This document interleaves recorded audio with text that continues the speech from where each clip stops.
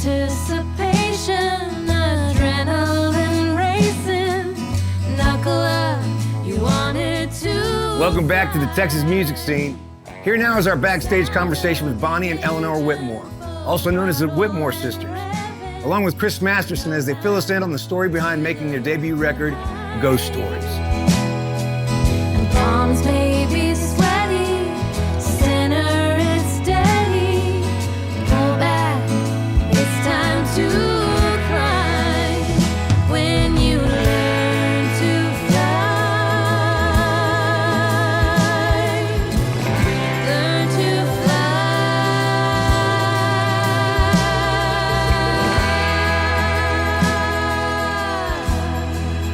During the pandemic, I wanted to come out to LA and be in their pod, and, I had grandeurs of like a possible vacation, Basically, I was wanting to come out there, but Chris was like, you're not going to come out here and sit on the couch. We're going to make a record. So he was a catalyst, and we've been talking about it for a while, but. Yeah, I mean, obviously Bonnie and I have performed as together as siblings with our family band growing up. And we've always talked about doing a record together, but we've just never had the time because we've been on the road. We had written a couple songs over the years that had made it on Bonnie's records. And then actually when George Reeve passed, we wrote Friends We Leave Behind. And that was kind of the first song that we already had in the pile. And so when he said, you guys need to make a record, that was one that we already had that kind of set the tone for Ghost Stories.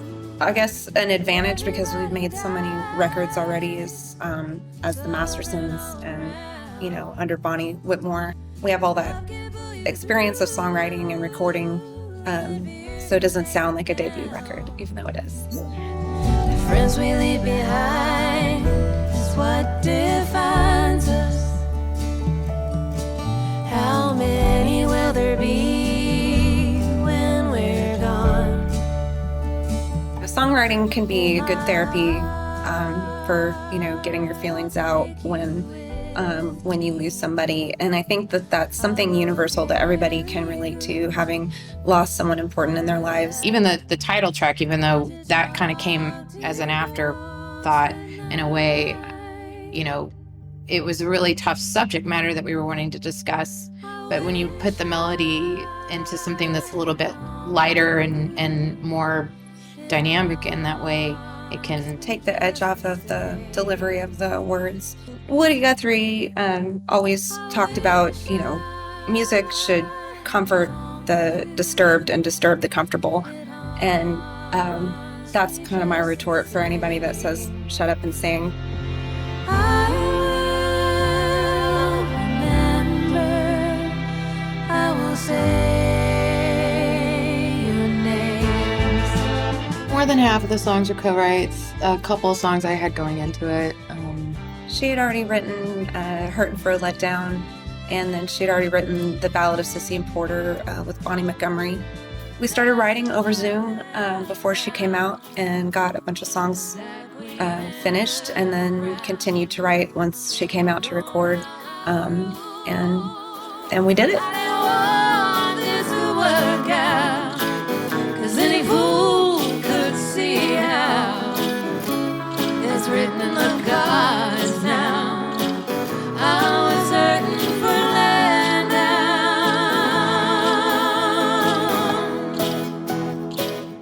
We did this in the middle of like super heavy lockdown. We basically set up 2 vocal mics in the living room. I'd play acoustic guitar, or Bonnie would play acoustic guitar. We'd put a shaker down or a tambourine and basically just get takes of them singing it. And as then long as the tempo kinda was right for the build from there. vocal pocket, it actually was a really nice way to work, because then we had finished vocals, and when we went to track the rhythm section, we didn't have to listen to our scratch vocals, so that was really nice. So Superficial Welded Love was a song that was kind of inspired by our mom. She's a classically trained opera singer, and she used to take us to operas all the time when we were kids. And it's Very like, dramatic. even if you didn't know what they were saying, you could feel what they were feeling. And so that was definitely the approach in recording. All the ways that we can build together, as long as we do the work together. heard the two of them sing it, and Bonnie had this kind of groovy bass line. I'm like, that bass line's really groovy, but not right now. We were like, this is a ballad. All I really did on that one was just tried to clear stuff out for their voices. I mean, because the story and the dynamics of those two singing together, it's like, just don't mess it up. And I think harmonies has always been just a common thread throughout our lives, no matter what. Like, that was a requirement in the Whitmore family. It's like, it wasn't just singing. You had to sing well and sing harmonies and fly play. Straight to every story that we like to tell. Wherever Porter's living, I hope he's well. Holding on the line ain't something you can do for long. It's a telepathic kind of thing that we have, and it's really cool. I mean, what you heard is that's what it sounds like, two sisters singing together. And it is like a superpower, I swear to God. Like, I feel like it has been activated. And we're kind of like, we should have been listening to people. I think a lot of people have encouraged us to do this, and I'm glad we finally got around to it. Walking the line.